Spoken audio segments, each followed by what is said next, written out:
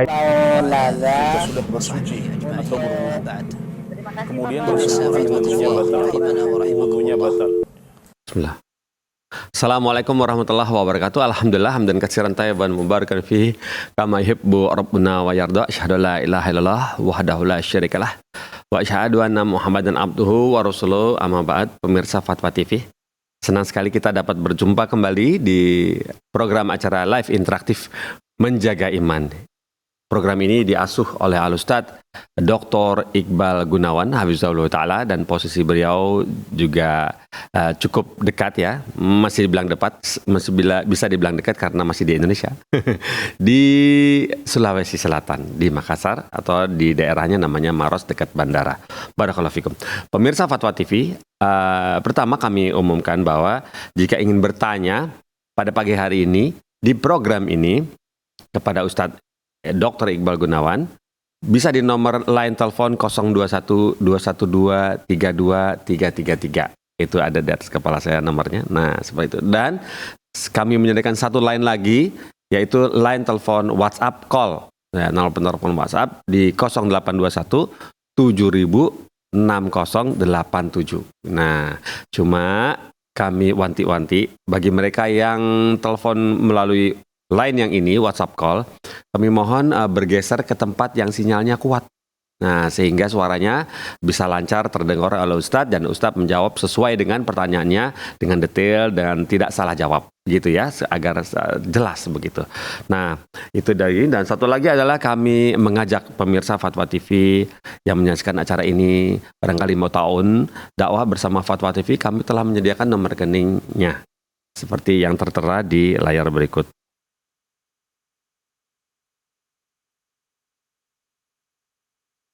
Baik. Kami tunggu kabar baiknya.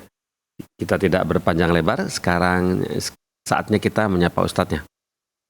Assalamualaikum warahmatullahi wabarakatuh. Ustadz Iqbal Gunawan. Bagaimana Ustadz kabarnya? Waalaikumsalam warahmatullahi wabarakatuh. Iya, alhamdulillah. Bagaimana Ustadz mulai di kami di daerah Jakarta dan sekitarnya, Jabodetabek sudah mulai musim kering loh Ustadz.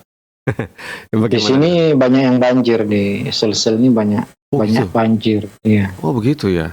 Tapi di Maros alhamdulillah ya aman. Berarti curah hujan aman di sana. Maksudnya sering curah hujan di sana? Sering, tapi di agak jauh dari Maros ya, di daerah itu malah banjir, bahkan parah sampai pada korban juga. Iya, berarti Maros termasuk dataran tinggi ya Ustadz ya? Enggak juga. Oh enggak juga. Oh, Enggak, maksudnya iya. ada yang lebih rendah daripada itu berarti ya. Tapi bandara enggak banjir kan Ustaz? Sebenarnya Maros biasanya langganan banjir juga, tapi alhamdulillah kali ini ya enggak terlalu sih hujannya, enggak. Cuma di daerah agak lumayan sampai banjir. Iya begitu ya Ustaz ya. Iya ya, seperti itu ya Ustaz. Jadi waktu pertama kali anak, dan baru sekali anak ke tempat antum itu, memang menuju masuk ke pondoknya juga agak tanjakan gitu Ustaz ya, agak jalanan itu agak menanjak sedikit gitu ya Ustaz ya. Jadi kali dari situ jauh Ustaz, sungai atau kali itu jauh Ustaz? Kali ada dekat, ada di sini daerah dekat sini ada banjir. Cuma pas di lokasi pondok kita ini cukup tinggi, alhamdulillah. Alhamdulillah, masya Allah, semoga cukup aman. Alhamdulillah aman ya begitu Ustaz ya. Baiklah Ustaz, alhamdulillah kami bersyukur kepada Allah, kemudian berterima kasih kepada antum yang sudah meluangkan waktunya untuk menggelar kembali acara live interaktif Menjaga Imam di Fatwa TV. Tempat suatu wasilah yang Allah sediakan untuk kita semua belajar dari antum, yang ilmunya Allah titipkan kepada antum, agar kami menjadi lebih bisa memberantas kebodohan yang ada pada kami. Barakallahu fikum Ustaz. Dan saat kami biasakan untuk kami senang dan kami biasakan untuk bisa menerima nasihat antum, yaitu peringatan atau nasihat bagi kami di setiap acara program ini, di pembukaannya terutama. Tafadhol Ustaz, jika ingin menyampaikannya kami persilakan. Jazakallahu khairan. Bismillah, walhamdulillah, wassalatu wassalamu ala rasulillah wa ala alihi wa sahbihi wa man walah, wa la hawla wa la quwata illa billah. Allahumma allimna ma yanfa'una wanfa'na bima 'allamtana wa zidna ilma. Allahumma aslih lana sya'nana kullah wa la takilna ila anfusina tarfata ain. Allahumma inna nas'aluka al-huda was-sadad. Alhamdulillah, pagi hari ini kita kembali mengikuti program Menjaga Iman yang alhamdulillah rutin kita laksanakan setiap hari Selasa ya, menjelang waktu duhur di waktu Indonesia Tengah ya, di Sulsel ini jam 10 waktu Indonesia Barat. Dan tentunya ya, kita semua berharap kepada Allah Azza wa Jalla, semoga waktu yang kita jalani ini ya adalah menjadi pemberat timbangan kebaikan kita di akhirat kelak. Dan para pemirsa sekalian, kaum muslimin dan muslimat dimanapun Anda berada, saat ini kita berada di hari-hari terakhir di bulan Syawal, tanggal 28 ya, 29, dan kita akan masuki bulan Dzulqa'dah, Dzulhijjah, Muharram. Itu adalah bulan-bulan haram. Nabi SAW bersabda, ya, inna zamana qad istadara ka hayatihi yawma khalaqas samawati wal ard as-sana 12 syahran minha arba'atun hurum. Jadi sungguhnya ya, zaman itu telah berputar seperti ketika Allah ciptakan langit dan bumi. 1 tahun itu ada 12 bulan dan ada 4 bulan haram. Yang 3 itu berturut-turut, Dzulqa'dah, Dzulhijjah, dan Muharram. Adapun yang terpisah yaitu bulan Rajab. Dalam Al-Quran ya, Allah Ta'ala berfirman, minha arba'atun hurum fala tadhlimu fihinna anfusakum. Ada 4 bulan haram, dari 12 bulan itu jangan kalian dolimi diri kalian di bulan-bulan tersebut. Jadi ada keutamaan khusus ya, bulan Dzulqa'dah, Dzulhijjah, dan Muharram, juga Rajab. Ya, para ulama kita bahkan mengatakan ya, kalau anak kita yang biasanya anak-anak ini sering bertengkar ya, maka ingatkan ya, ini bulan haram, yang mana dahulu sejak zaman jahiliyah orang-orang Arab sudah memuliakan bulan ini. Kalau sudah masuk bulan Dzulqa'dah, mereka letakkan senjatanya, mereka tidak mengganggu siapapun ya. Terutama juga karena ya sejak dulu itu sudah ada haji ya, sejak zaman Nabi Ibrahim, dan Dzulqa'dah ini waktu orang berangkat haji. Kemudian Muharram itu waktu orang pulang dari ibadah haji, sehingga jalan harus aman, tidak boleh ada peperangan ya. Jadi tidak boleh diadakan peperangan di bulan-bulan haram ini. Juga tidak boleh kita bertengkar, dan berbuat dosa di bulan ini juga lebih besar ya, nilainya, sebagaimana berbuat kebaikan pahalanya pun lebih besar. Maka ini perlu kita ketahui. Dan juga di bulan-bulan haram ini, terutama nanti di 10 pertama di bulan Dzulhijjah, ini adalah hari-hari terbaik. Dan hari terbaik selama setahun itu adalah hari Idul Adha. A'zamul ayyam indallah yaumun nahar ya, hari Idul Adha. Kemudian hari sebelumnya hari Arafah, siapa yang puasa maka akan diampun dosanya 2 tahun, setahun yang lalu dan setahun yang akan datang. Di bulan Muharram juga adalah waktu puasa terbaik. Karena ahabbus siyam, paling dicintainya puasa setelah bulan Ramadan adalah bulan Muharram. Dan pada tanggal 10 Muharram secara khusus hari Asyura juga dianjurkan berpuasa, yang pahalanya menghapuskan dosa setahun. Jadi di bulan Dzulqa'dah, Dzulhijjah, Muharram ini musim-musim kebaikan, musim ketaatan, dan dilarang kita untuk berbuat dosa lebih ditekankan lagi di bulan-bulan ini. Ya, jadi perhatikan kaum muslimat sekalian. Ya, pemirsa dimanapun Anda berada, kita sebentar lagi akan masuk di bulan-bulan haram. Mari persiapkan diri kita semua. Barakallahu fikum. Barakallahu Ustaz. Seperti itu Ustaz ajar ya. Kita harus perhatikan yang insya Allah semoga Allah sampaikan kita di usia kita di bulan Dzulhijjah ya, Dzulqa'dah, Dzulhijjah, kemudian Muharram, dan banyak sekali keutamaan di bulan tersebut, terutama untuk melakukan hal-hal yang baik. Barakallahu fikum Ustaz. Dan Ustaz, kita sepertinya boleh mulai dari pertanyaan pertamanya Ustaz ya. Pertanyaan pertama. Ya, silahkan. Alhamdulillah.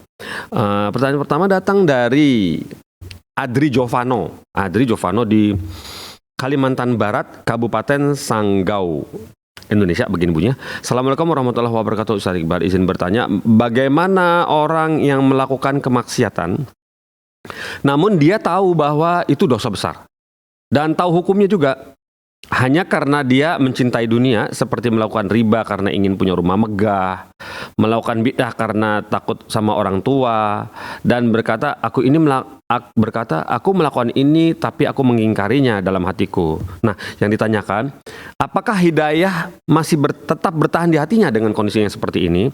Dan bagaimana cara kita menginginkan teman yang seperti ini? Atas jawabannya saya ucapkan jazakumullah khairan. Wassalamualaikum. Gitu. Ya, Waalaikumsalam warahmatullahi wabarakatuh. Semoga Allah Subhanahu wa taala memberikan hidayah kepada kita semua, dan inilah pentingnya kita terus meminta hidayah, meminta ditetapkan di atas ketaatan kepada Allah Azza wa Jalla, di atas iman, di atas Islam sampai kita meninggal. Tentunya ya seorang muslim ya, kita dituntut untuk melakukan kewajiban, menjauhi yang haram, tidak melampaui batas-batas yang Allah tentukan, dan tidak ada yang sempurna dalam kehidupannya. Pasti ada saja yang berbuat dosa, berbuat salah, dan yang terbaik adalah yang segera bertaubat dari kesalahannya. Tentunya ya, kalau dosa-dosa kecil itu terhapus insya Allah dengan istighfar kita, dengan salat 5 waktu, dengan salat Jumat, dengan puasa Ramadan, dengan berwudu. Tapi dosa besar ini tidak akan diampuni kecuali dengan bertobat kepada Allah Azza wa Jalla. Ya, terutama contoh yang disebutkan, dosa riba ini sangat berbahaya sekali. Ya, paling ringannya dosa riba seperti seorang mendatangi ibunya, ya, ini adalah sangat mengerikan. Dan Allah Subhanahu wa taala telah mengumumkan perang bagi orang yang tetap melakukan riba. Seandainya ya dia sadar bahwasanya riba ini sangat berbahaya, tentu dia akan takut karena tidak ada keberkahan, tidak ada orang yang ya bergelut dengan transaksi riba itu bahagia hidupnya ya. Mungkin kelihatannya saja ya, kelihatannya dia ya Wah. rumahnya bagus, katanya wah, tapi hatinya kosong ya. Dan sudah banyak sekali pengakuan dari teman-teman yang taubat dari riba, mereka merasakan bahwasanya tidak ada kebahagiaan sama sekali. Bagaimana mungkin bahagia orang yang diperangi oleh Allah dan Rasulnya, juga semua dosa-dosa besar yang lainnya. Maka tentunya kita jangan ya berteman. Kalau pertanyaannya ini teman, maka berhati-hati dari berteman dengan demikian ya, orang-orang demikian. Dan terus nasihati, jangan putus asa, doakan teman kita agar bisa bertaubat dari dosa tersebut. Dan tentunya juga jangan dibuat putus asa ya, karena kita harus mengetahui bahwasanya akidah Ahlussunnah wal Jamaah meyakini bahwasanya pelaku dosa besar meskipun dia tidak sempat taubat itu masih ada harapan masuk surga. Yang tidak ada harapan masuk surga itu adalah orang yang mati dalam keadaan syirik besar ya, tidak bertaubat dari syirik besarnya. Adapun pelaku riba, zina, waliyadzubillah, dosa-dosa besar yang lainnya, kalau dia meninggal dan belum sempat taubat, maka masih punya harapan diampuni oleh Allah Azza wa Jalla. Ya, jelas kita sangat mengkhawatirkan ya dari perbuatan dosa besar, tapi juga kita tidak menjadikan mereka putus asa dari rahmat Allah Azza wa Jalla. Ya, jadi tentunya hidayah itu ya bertingkat-tingkat ya. Selama dia tidak keluar dari Islam, maka berarti masih ada hidayah di dalam hatinya. Tapi perlu terus dia belajar ya, duduk di majelis ilmu, mempelajari bahaya riba, karena ya baca ayat-ayat riba, yamhaqullahu riba wa yurbis sadaqat, Allah menghapuskan ya keberkahan dari harta riba. Jadi tidak ada keberkahan sama sekali, meskipun banyak itu selalu kurang ya. Dan banyak juga cerita ya, selalu dapat musibah, dapat masalah, itu karena harta yang masuk ke dalam tubuhnya adalah harta haram. Dan juga penyebab terbesar doa itu tidak terangkat ya, kalau seorang yang dimakan haram, yang dipakai haram.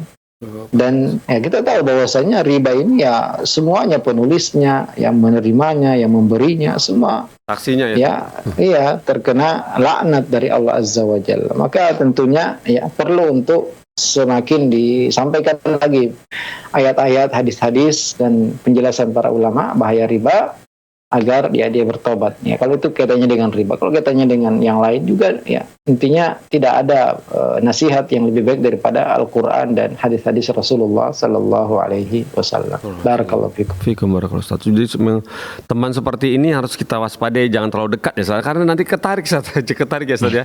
Jadi si namanya teman ya. Tapi juga jangan ditinggalin 100%. Oh iya, kan tetap perlu dinasihati, kasihan ya. Kasihan ya. Barakallahu fikum. Jadi dinasihati lah Ustaz ya. Juga khawatir jaga-jaga sampai kita ikut-ikutan. Wah iya nih. Barakallahu fikum Ustaz atas nasihatnya. Dan kemudian berikutnya pertanyaan ini datang dari Fitria Umu Andre di Bengkulu, Kabupaten Kapahiyang. Begini bunyinya, bismillah.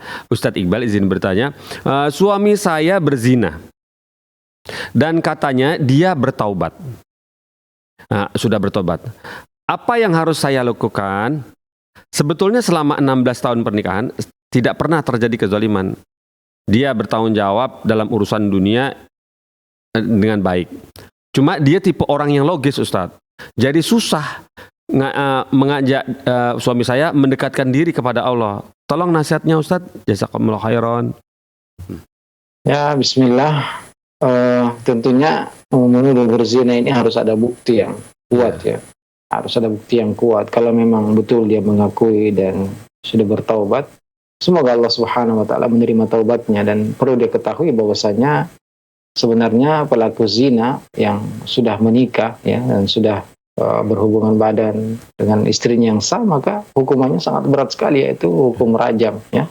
Digali tanah kemudian dilempar batu sampai dia meninggal. Batunya tidak terlalu besar sehingga dia langsung meninggal, dan tidak terlalu kecil sehingga terlalu lama kesakitan.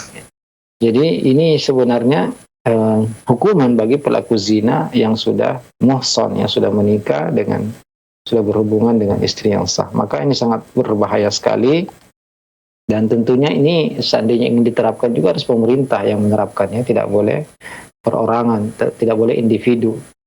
Maka ya kalau memang betul dia sudah bertaubat, semoga Allah menerima taubatnya, dan ini sangat dosa yang sangat besar yang tentunya dia benar-benar harus berhati-hati jangan sampai terjatuh lagi daripada perbuatan tersebut. Dan sebagai istri ya tentunya ya, karena bisa jadi ya dia mungkin istrinya kurang maksimal dalam melayani suaminya, ya kurang berhias, mungkin kurang kadang tidak siap ketika suaminya butuh. Dan kita ketahui bahwasanya ya seorang suami itu ya laki-laki yang normal tentunya ya sering ya, sehingga perlu untuk istri mengetahui perkara ini. Dan kalau memang tidak cukup satu, maka ya, dan dia juga adalah seorang yang mampu, seharusnya dia boleh menikah kedua, ketiga, sampai 4 ya, daripada dia terjatuh kepada perbuatan zina ya. Maka lebih bagus dia melakukan yang dibolehkan, itu poligami tentunya ya. Apalagi seperti disebutkan dalam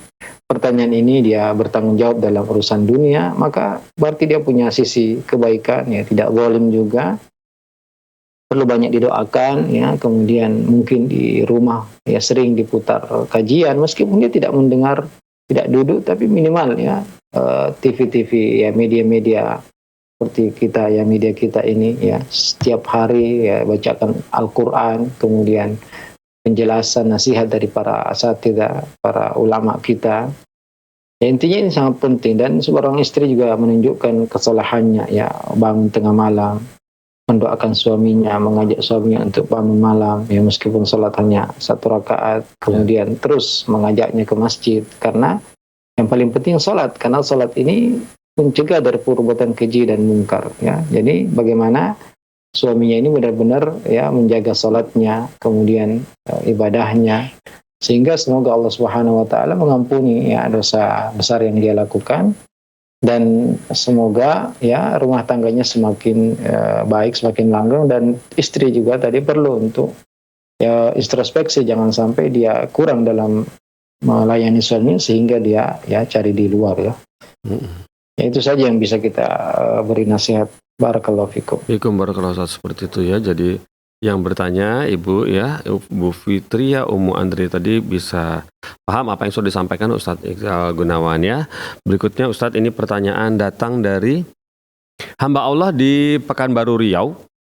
Pekanbaru Riau begini bunyinya. Assalamualaikum Ustadz Iqbal, saya izin bertanya, seseorang yang kuliah di negara orang kafir, dia sering melihat ritual-ritual agama kafir, namun dia mengingkarinya dalam hati. Tapi karena sudah terbiasa melihat hal itu dan sedang berada juga di negara tersebut, ritual itu menjadi pemandangan yang biasa. Jadi menurut dia, walaupun dia masih menyembah Allah dan mengingkari kesyirikannya gitu, apakah orang ini termasuk golongan orang yang meridhoi perbuatan syirik dan menyebabkannya keluar dari agama Islam? Mohon nasihatnya, jazakallahu khairan. Ya, waalaikumsalam warahmatullahi wabarakatuh. Perlu kita ketahui tentang hukum tinggal di negeri kafir ya. Jadi sebenarnya tidak boleh kita tinggal di negeri kafir. Bahkan Nabi SAW bersabda, ana bari mimman aqama baina adhuril musyrikin. Saya berlepas diri dari orang yang tinggal di tengah-tengah orang kafir.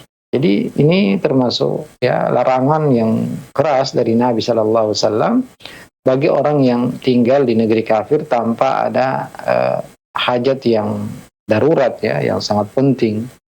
Dan dikecualikan oleh para ulama kita ketika ada ilmu yang tidak didapati di negeri Islam atau kurang sehingga dia harus belajar ke sana, dan itu pun juga dengan syarat dia punya agama yang bisa menghalangi dia dari syubhat-syubhat mereka, keimanan yang bisa menghalangi dia dari terjatuh kepada perbuatan orang-orang kafir yang tentunya kalau kita ya yang kita ketahui bahwasanya di sana ya benar-benar bagaimana wanita menampakkan auratnya sangat-sangat terbuka, meskipun di negeri kita juga banyak ya, tapi di sana lebih parah lagi ya. Perbuatan dosa itu sangat-sangat mudah sekali untuk dikerjakan, sehingga yang sangat berbahaya bagi agama kita ya. Juga yang paling berbahaya adalah terjatuh kepada kekufuran, dan itulah sebabnya ya kenapa kita harus memilih lingkungan yang baik, karena kalau kita terbiasa melihat ya maksiat, perbuatan dosa, apalagi naudzubillah kekufuran, maka ya hilang sedikit demi sedikit pengingkaran dalam hati kita, dan naudzubillah ya kalau kita sampai terjatuh ya, seorang terjatuh kepada kekufuran ya, ini yang paling berbahaya bagi agamanya. Maka yang tadi kalau memang apa yang dia cari di negeri non muslim itu tidak ada di negeri Islam, maka nggak masalah dia tetap di sana, tapi tadi dengan menjaga, benar-benar menjaga dirinya, menjaga agamanya, mencari lingkungan, mencari tempat-tempat kajian, atau terus memperdalam ilmu agamanya, menambah keimanannya. Kalau tidak, maka ya dia akan mudah sekali bisa sampai murtad dari agamanya ya. Dan ini yang paling berbahaya, yang paling berharga yang ada di diri kita adalah keimanan ya. Kalau itu kita anggap remeh ya, maka naudzubillah. Jadi segera kembali kalau memang apa yang kita cari di negeri non muslim itu ada di negeri kita ya. Karena tidak halal untuk tetap di situ. Tapi kalau memang ya tidak ada pilihan dan memang harus di situ, harus segera diselesaikan, maka ya diimbangi dengan terus memperdalam ilmu agama, terutama ilmu akidah, kemudian mentadaburi Al-Quran, bergaul dengan orang-orang soleh, mencari lingkungan yang baik, tidak banyak umpamanya bergaul dengan orang-orang kufar, dengan lingkungan mereka, dengan tempat-tempat hiburan mereka ya. Sehingga kita bisa terjaga agama kita ya, demikian. Masya Allah, barakallahu Ustaz. Jadi memang sudah, karena selalu tadi melihat jadi nggak terasa lagi hatinya Ustaz ya, jadi ya betul, dan menuntut ilmu agama juga zaman sekarang juga, walaupun posisi di mana lebih mudah Ustaz ya, buka alhamdulillah jadi lebih mudah posisi di negara manapun, jadi lebih baik konsentrasi ke situ aja Ustaz ya, jadi tersibukkan dengan itu ya, semoga bisa dilalaikan dari hal yang sia-sia gitu ya. Barakallahu fikum Ustaz atas niat-niatnya ya, seperti itu menuntut ilmu agama yang dibuat sering ya. Dan kemudian ini pertanyaan berikutnya datang dari Bertrand Yoga Adi Prasetya. Bapak Bertrand ini bertanya seperti ini, di Lampung Selatan.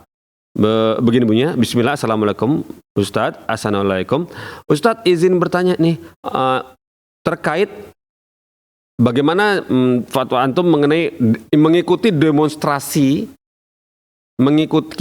demonstrasi atau bela aksi damai yang dari penista agama. Bagaimana pandangan para ulama salaf? Syukran, jazakumullah khairan Ustadz, gitu katanya. Waalaikumsalam warahmatullahi wabarakatuh. Ya, demonstrasi ini bukan dari Islam, bukan produk Islam, bukan produk Nabi Shallallahu Alaihi Wasallam. Ini produk non Muslim yang kemudian diimpor ke negeri Islam, yang tentunya tidak ada kebaikan sebenarnya dalam kegiatan tersebut. Ya, hanya mengganggu kaum muslimin, mengganggu pengguna jalan, dan juga manfaatnya kalaupun ada sangat-sangat sedikit ya. Ada cara-cara lain yang bisa kita lakukan, tentunya dengan giat belajar agama, dengan kalau kita punya ilmu dengan berdakwah, menulis di di media-media. Ini semua kegiatan yang sangat bermanfaat ya. Membuat konten-konten yang bermanfaat di YouTube ini jauh lebih bermanfaat daripada turun ke jalan, apalagi sampai campur baur, bahkan sebagian mungkin salatnya pun ya tidak dikerjakan dan banyak sekali mudaratnya, yang makanya para ulama kita hampir semuanya ya, bahkan semuanya yang kita ketahui mereka tidak mengatakan bahwasanya ini adalah cara yang dianjurkan, diperintahkan. Maka ya banyak sekali cara-cara lain yang kita lakukan yang sesuai dengan syariat kita untuk menampakkan bahwasanya kita tidak setuju dengan perbuatan tertentu ya. Dan itu lebih baik daripada ya turun ikut berdemo di jalan ya, yang mudaratnya juga sangat banyak dan lebih banyak mudaratnya daripada manfaatnya. Dan semua yang mudaratnya lebih besar daripada manfaatnya itu terlarang. Bahkan khamr pun disebutkan ya, ada manfaatnya kalau kita jualan, kalau bisnis mungkin bisa kaya, tapi darruhu akbaru min naf'ihi, ya, mudaratnya lebih besar sehingga diharamkan. Barakallahu fikum. Barakallahu ta'ala. Berarti memang kondisi di zaman selfie seperti ini Ustaz, zaman sosial media ini marak sekali dengan kondisi seperti ini. Seperti belum terlalu lama di Swedia juga penghina penista membakar Al-Quran dengan sengaja, menginjak-injaknya, dan beberapa ada demo juga di kedutaannya seperti itu Ustaz.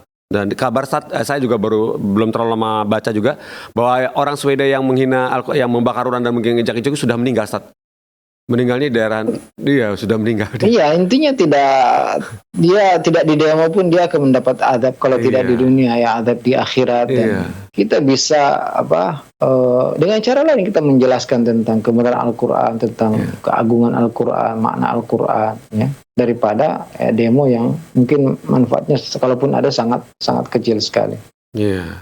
Begitu ya. Jadi kita tidak usah ikut, cuma kita minta pertolongan kepada Allah aja agar orang itu diberikan pelajaran. Ustaz seperti itu.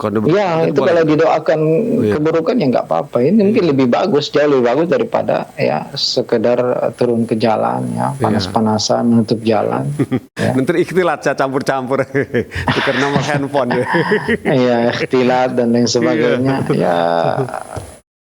Ya hampir nggak ada manfaatnya. Iya, barakallahu fikum seperti itu Ustaz.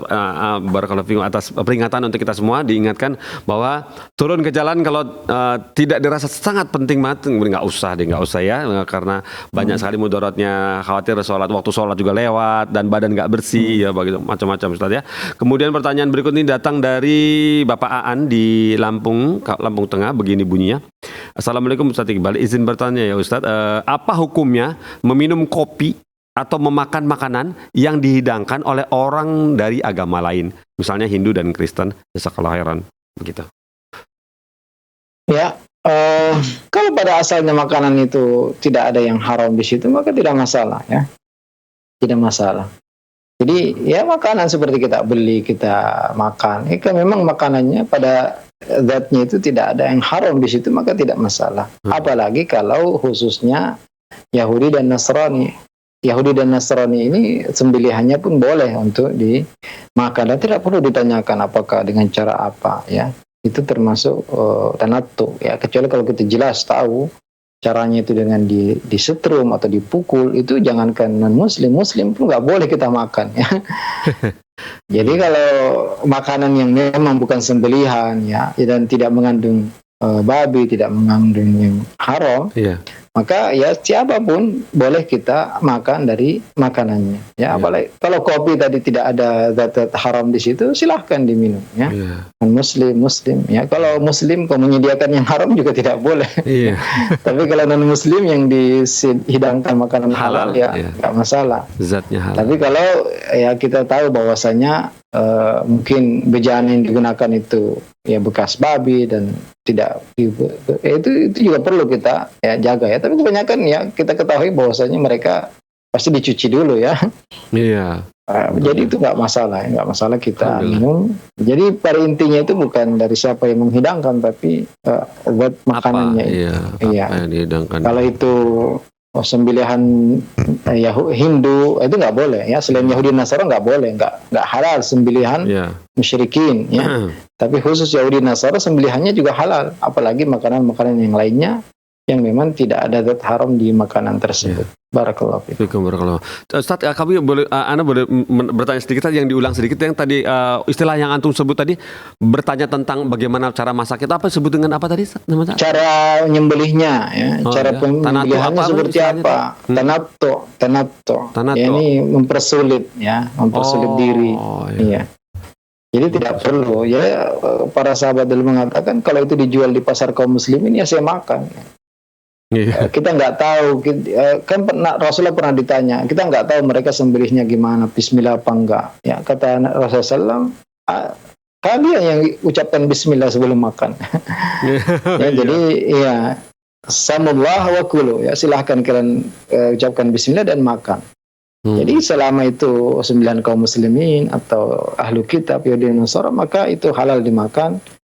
Ya, kecuali kalau benar-benar ada informasi yang valid, ya mereka tidak sembelih, mereka hanya setrum, mereka pukul, ya itu jangankan non-muslim, muslim pun tidak halal kita makan kalau tidak disembelih dengan cara yang syar'i. Iya begitu Ustaz ya, barakallahu fikum atas ini ya peringatan untuk kita semua, jadi tidak usah kita mempersulit diri, saya tanatto gitu ya.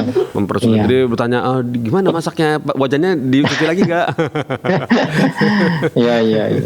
Baru jadi banyak ya tentunya kita. Alhamdulillah kalau kita di sini ya di negeri kita Indonesia, maka ya warung muslimin itu jauh lebih banyak. Mayoritas. Jadi bismillah aman-aman saja, dan juga kita ada syarat ya, apalagi tambah label halal itu juga semakin membuat hati kita tenang. Iya, kecuali kalau kita di negeri non muslim, ya negeri apa yang penyembah berhala, ya. Bukan Yahudi dan Nasrani. Kalau Yahudi dan Nasrani tadi kita sampaikan bahwasanya itu sembelihan mereka juga halal, ya. Iya. Dan alhamdulillah juga saat ini ya, fasilitas seperti itu di negeri non muslim banyak ya, disediakan label halal ya di negeri. Alhamdulillah. Ya. Jadi mudah insya Allah. Ya. Alhamdulillah. Sahal ya. Insyaallah. Barakallahu fikum Ustaz atas keringanannya yang sudah bersyaratkan syariat seperti itu, bahwa tidak perlu mempersulit diri dengan bertanya-tanya yang nggak jelas, nanti kita jadi banyak musuh, dibenci orang. Barakallahu fikum Ustaz. Pertanyaan berikut ini datang dari Hanif Insan Putra di Tangsel, Banten. Begini bunyinya, Tangerang Selatan, Banten.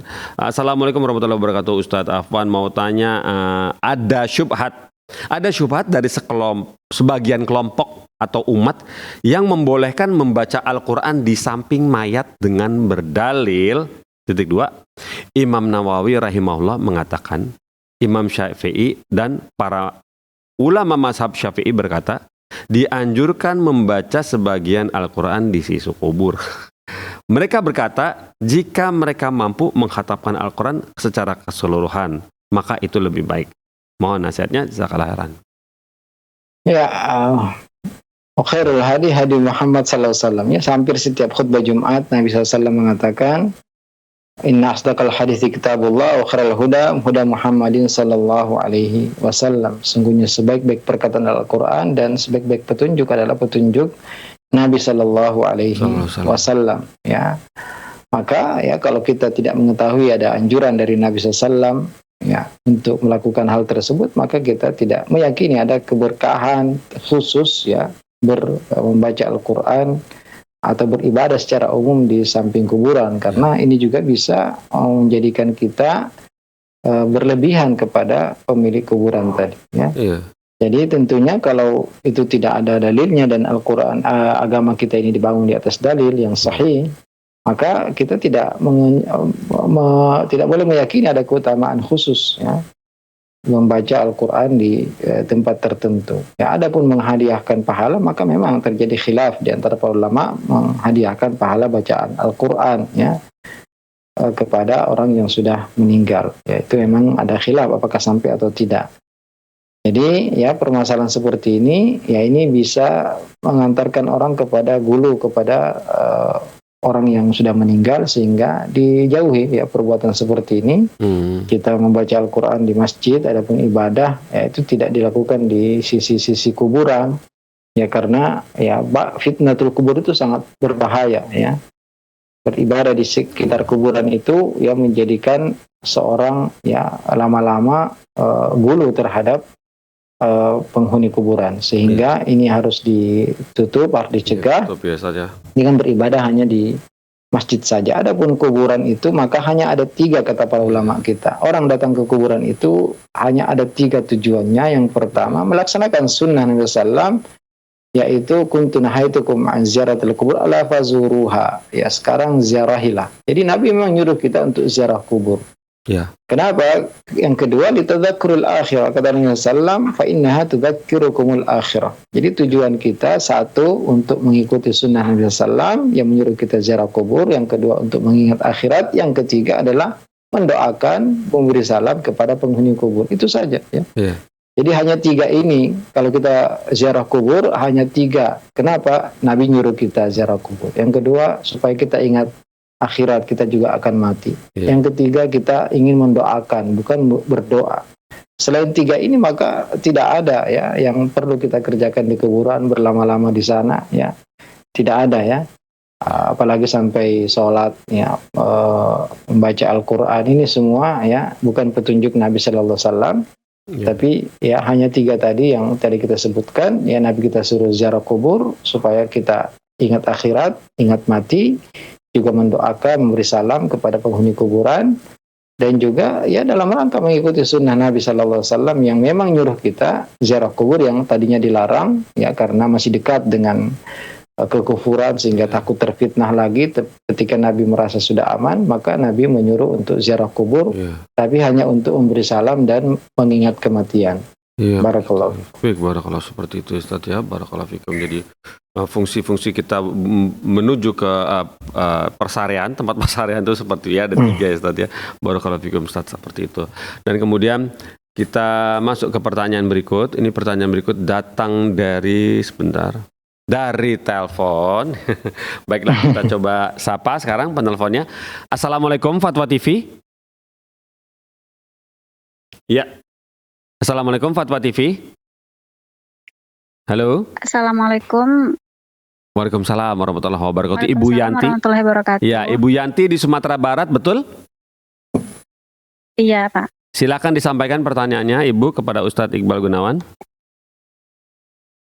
Iya, Assalamualaikum Ustadz. Waalaikumsalam warahmatullahi wabarakatuh. Ya, Mau silakan. bertanya Ustadz, Ya, apa kiat-kiat agar terhindar dari sifat ujub Ustadz? Ya. sifat ujub. Terus pertanyaan keduanya Ya. mengenai sholat witir. Jika waktunya mepet, hanya bisa melaksanakan sholat witir 2 rakaat menjelang azan subuh. Apakah 1 rakaat bisa dilaksanakan setelah azan subuh Ustadz? Apakah ini ada sunnahnya Ustadz? Ya, baik. Jazakallahu khair. Assalamualaikum warahmatullahi wabarakatuh. Waalaikumsalam warahmatullahi wabarakatuh. Begitu ya.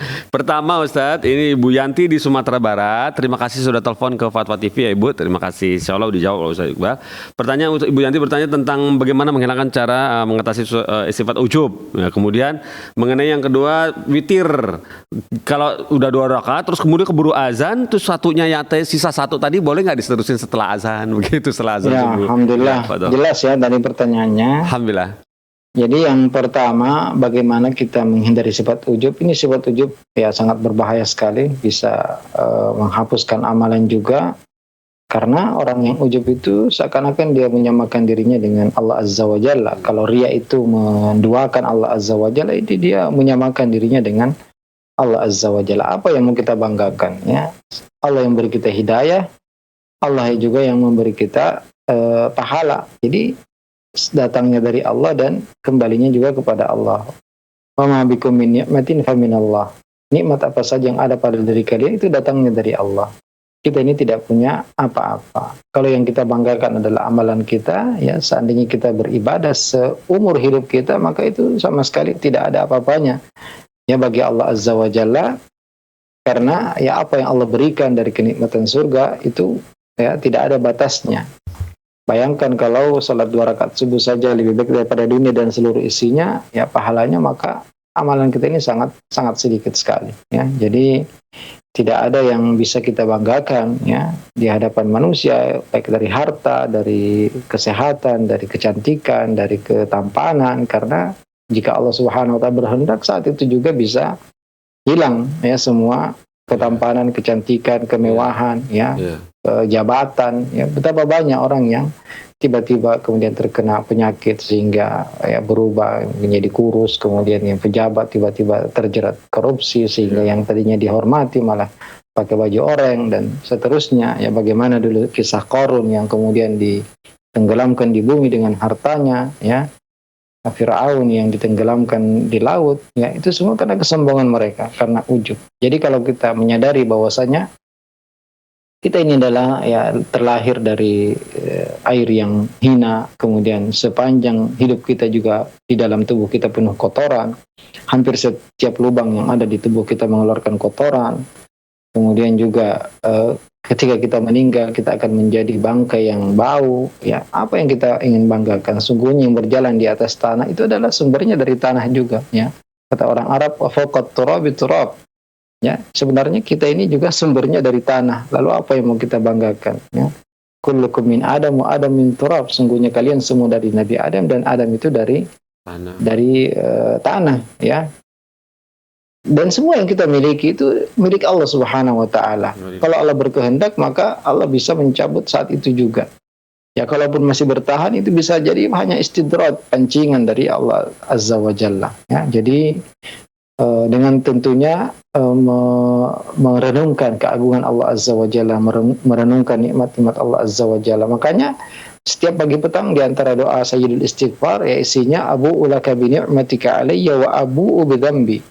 Yeah. Aku mengakui banyaknya nikmatmu kepada aku dan aku mengakui banyaknya dosa-dosaku. Ya. Kalau kita merenungi doa ini, Sayyidul Istighfar ini, kita apa yang mau kita banggakan? Ya?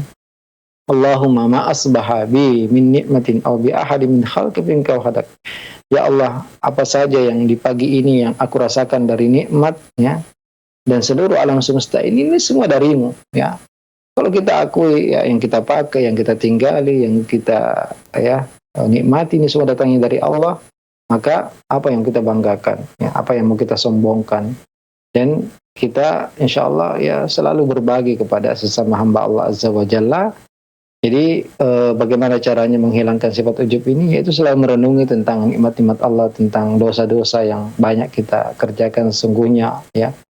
Allah yang menutupi aib kita. Kalau Allah tidak tutupi aib kita, maka mungkin tidak ada orang yang ingin duduk dengan kita, ya, karena banyaknya dosa yang orang lain tidak ketahui yang kita ketahui tentang diri kita, ya. Jadi ya hal-hal seperti ini dan bergaul dengan orang-orang yang miskin, ya.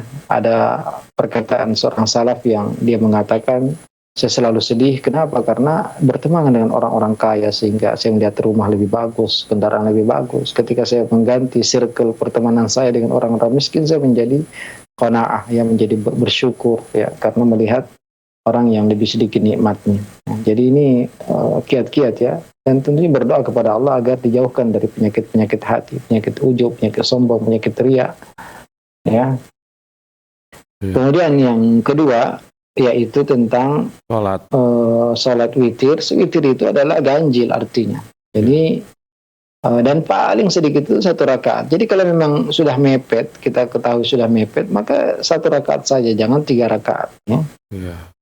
Jangan 3 rakaat. Tapi kalau sudah dalam kondisi ya sholat sudah rakaat kedua, kemudian azan, maka lanjutkan saja, ya. Rakaat ketiga.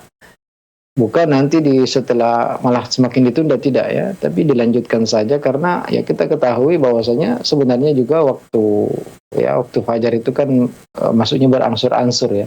Iya. Jadi ya nggak masalah, ya, dilanjutkan saja, diringankan, tentunya tidak semakin memperpanjang bacaan. Ya. Dan memang rakaat terakhir witir itu sebenarnya al-ikhlas saja, ya. Iya. Jadi imma kita dari awal karena sudah tahu tinggal 5 menit, maka 1 rakaat saja. Tapi kalau masih tahu, masih ada, atau kita tahu-tahu sholat ternyata muadzinnya sudah azan juga, ya kalau dia memang tepat waktu, ya berarti itu sudah waktu. Tapi kalau ya biasanya muadzin terlalu cepat atau terlalu lambat, maka tentunya kita harus perhatikan, ya, jadwal azan itu, jadwal sholat, sehingga kita bisa mengetahui kita ini cukupnya 3 rakaat atau cukup 1 rakaat saja, ya, karena witir itu ganjil, bukan genap, ya. Barakallah, bisa 1 rakaat, bisa 3 rakaat, 3 rakaat bisa 2 rakaat dulu kemudian tambah 1, atau 3 rakaat tanpa salam. Iya, Masya Allah, barakallahu fikum. Jadi dia bisa dibablasin langsung 3 Ustaz ya. Iya, betul. Waktu. Walaupun pas rakaat ketiga azan berbunyi. Ada azan. Iya, lanjutkan aja. Lanjutkan aja ya Ibu ya yang bertanya tadi, Ibu Yanti ya. Terima kasih sudah bertanya ke Fatwa TV, di telepon, kemudian sudah dijawab oleh Ustaz Iqbal. Kemudian ini ada pertanyaan datang dari hamba Allah Ustaz. Dari Sragen dari hamba Allah di Sragen, Kabupaten Sragen, Jawa Tengah begini. Assalamualaikum Ustaz, izin bertanya, ada ikhwan yang qadarullah terkena ujian, penyakit, suka atau tertarik sesama jenis. Tapi ikhwan ini belum melakukan apa-apa Ustadz. Hanya dia pendam sendiri, belum ada yang tahu, sehingga keseharian dia sangat kesusahan. Karena di samping harus menundukkan pandangan kepada wanita, dia juga harus menundukkan pandangan juga kepada ikhwan atau pria gitu. Pria ini sebentar lagi lulus kuliah umum. Nah, ya Ustadz, mohon nasihatnya untuk kedepannya, apakah sebaiknya ikhwan ini bekerja di lingkungan pondok saja untuk menjaga diri atau baiknya apa kerja di luar Ustadz? Mohon nasihatnya untuk mudah dipilih. Barakallahu fiik. Ya, waalaikumsalam warahmatullahi wabarakatuh. Semoga Allah Subhanahu wa taala menyembuhkan ya penyakit ikhwan yang bertanya ini atau ya yang ditanyakan, ya bukan yang bertanya, mungkin yang ditanyakan. Ya. Karena tentunya ini ya adalah penyakit yang perlu diobati dan alhamdulillah insyaallah ya dunia kedokteran juga cukup canggih sekarang, bisa konsultasi ke psikolog, kiat-kiat apa saja yang bisa dilakukan secara ilmu kedokteran psikolog ya, secara psikolog, dan juga tentunya secara agama ya berbanyak doa kepada Allah Azza wa Jalla, kemudian zikir pagi dan petang, zikir setelah sholat, semua zikir-zikir dirutinkan, banyak berdoa kepada Allah Azza wa Jalla. Kalau belum menikah ya segera menikah. Kemudian betul ya, kalau memang dia tertarik dengan laki-laki juga, maka dia harus tundukkan pandangannya tentunya ya. Dan apakah dia kerja di pondok atau di luar pondok, ini sama saja berbahaya ya. Di pondok mungkin bisa lebih berbahaya. Apalagi kalau pondok putra ya justru bisa lebih berbahaya, karena kasus-kasus ini malah qadarullah terjadi di pondok-pondok. Apalagi di pondok itu kan banyak anak-anak muda ya, anak-anak yang berjenggot, sehingga bisa lebih berbahaya. Dan di luar pun juga berbahaya. Makanya yang paling penting dia berobat segera, berdoa kepada Allah, ruqyah dirinya sendiri, merutinkan zikir pagi petang dengan penuh khusyuan, dengan perenungan, zikir sebelum tidur, kemudian tadi ya menikah, ya tentunya kalau dia belum menikah, mencukupkan dirinya dengan yang halal, ya, dan berdoa kepada Allah Subhanahu wa taala. Di antara doanya, Allahumma kfini bihalalika an haramik wa aghnini bifadlika an siwa amman siwa. Ya Allah, cukupkanlah aku dengan yang halal dari yang haram, dan karuniakanlah aku dengan karuniamu dari selainmu. Juga ya doa Nabi SAW kepada seorang pemuda yang ingin meminta izin berzina, maka Nabi mendoakannya, memegang dadanya dan mengatakan, Allahumma gfir dzambah, Allahumma tahhir qalbah waghfir dzambah wa hassin farjah. Ya Allah, ampunilah dosanya, sucikanlah hatinya, dan jagalah kemaluannya. Ya, ini juga bisa dibaca sendiri. Ya, megang dadanya, Allah ampunilah dosaku, jagalah kemaluanku, bersihkanlah hatiku. Dan juga doa Allahumma inni a'udzubika min munkaratil akhlaq wal a'mali wal ahwa. Ya Allah, jauhkanlah aku dari kemungkaran akhlak yang buruk, hawa nafsu yang buruk, amalan yang buruk ya. Dan doa-doa Nabi yang sangat banyak sekali, yang tentunya mengandung keberkahan yang sangat besar, sehingga yang sangat kita nasihatkan ya, dijaga sholatnya ya, sholat lima waktu, ditambah dengan tahajud, sholat witir, dengan zikir yang sempurna, banyak baca Al-Quran, berdoa kepada Allah agar disembuhkan dari penyakit yang ya ini cukup ya berbahaya, sehingga dia harus benar-benar berdoa kepada Allah, merengek agar disembuhkan dari penyakit ini. Ya, barakallahu fikum. Barakallahu, seperti itu cukup berbahaya sekali nih saat ya, karena kiri kanan dapat godaan, dia masih agak normal tapi juga tertarik ke sana ke sini. Aduh, kasihan. Semoga Allah sembuhkan ya yang bertanya tadi ya, kenalannya atau saudaranya ya. Semoga bisa dipahami dan nasihat dari Ustadz Iqbal Gunawan ya, begitu ya Ustadz. Alhamdulillah Ustadz, dengan pertanyaan antum mengenai tadi jawaban antum atas jawaban Dan atas pertanyaan tentang seseorang yang ada sedikit penyakit ya, bukan sedikit, besar penyakitnya seperti ini, yang tentang pria suka dengan pria juga suka dengan wanita, adalah mentuntaskan acara kita di pagi hari ini. Barakallahu fikum Ustaz atas waktunya, atas ilmunya, atas semua yang telah dilimpahkan untuk kami semua di sini. Semoga bermanfaat bagi kita semua. Barakallahu fikum Ustaz. Bolehkah acara ini kami tutup Ustaz? Ya, silahkan Pak Pongki. Alhamdulillah, barakallahu fiik. Nah, salam untuk kru antum di sana, barakallahu fiik. Pemirsa Fatwa TV, sudah tuntas hari ini, pagi ini. Semoga Allah mempertemukan kita kembali di pekan depan, hari yang sama, jam yang sama, ustadz yang sama, insyaallah. Kita tutup dengan kafaratul majlis. Subhanallah wa bihamdik. Asyhadu an la ilaha illa anta, astaghfiruka wa atubu ilaika. Wassalamualaikum warahmatullahi wabarakatuh. Ya Allah. Terus bagaimana hubungan dengan anak saya yang sekolah di pesantren? Ini mau nanya. Sudah bersuci atau belum? Terima kasih Kemudian Bapak. bersama